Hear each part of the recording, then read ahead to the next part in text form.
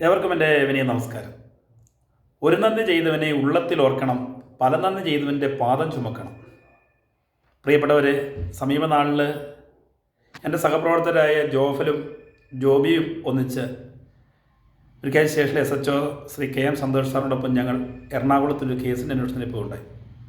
തിരിച്ച് ഞങ്ങൾ കീരിത്തോടിലെത്തിയപ്പോൾ സന്തോഷ് സാറിൻ്റെ പെട്ടെന്നൊരു സുഹൃത്തിനെ കണ്ട് വണ്ടി നിർത്താൻ പറഞ്ഞ് അദ്ദേഹം വണ്ടിയിൽ നിന്നിറങ്ങി.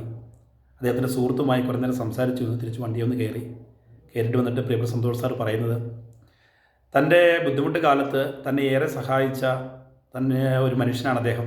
അദ്ദേഹത്തോട് എനിക്ക് എന്നും വലിയ സ്നേഹവും നന്ദിയും കടപ്പാടും ഉണ്ടെന്ന് പറയും.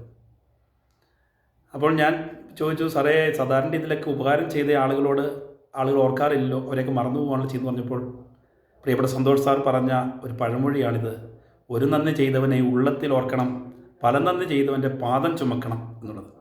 പ്രിയപ്പെട്ടവരെ, ഇന്ന് നമ്മുടെ സമൂഹത്തിൽ ഏറെ പ്രസക്തമായ കാര്യമാണ്. നമുക്കൊരാൾ ഉപകാരം ചെയ്താൽ പലപ്പോഴും നമ്മളത് ഓർത്തിരിക്കുക, അവിടെ നന്ദി പോലും പറയാറില്ല.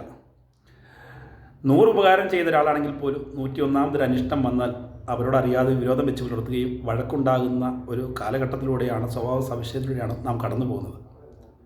രാമായണത്തിൽ പ്രസിദ്ധമായ ഒരു വാക്യമുണ്ട്: പ്രത്യുപകാരം ചെയ്യാത്ത മനുഷ്യൻ ചത്തതിനൊക്കെ ജീവിച്ചിരിക്കും. തനിക്കൊരാൾ ഉപകാരം ചെയ്തിട്ട് അവർക്ക് തിരിച്ചൊരു ഉപകാരം ചെയ്യാൻ കഴിയുന്നില്ലെങ്കിൽ അവന് ശവത്തിന് തുല്യമാണെന്ന് രാമായണവും നമുക്ക് നൽകുന്ന സന്ദേശം.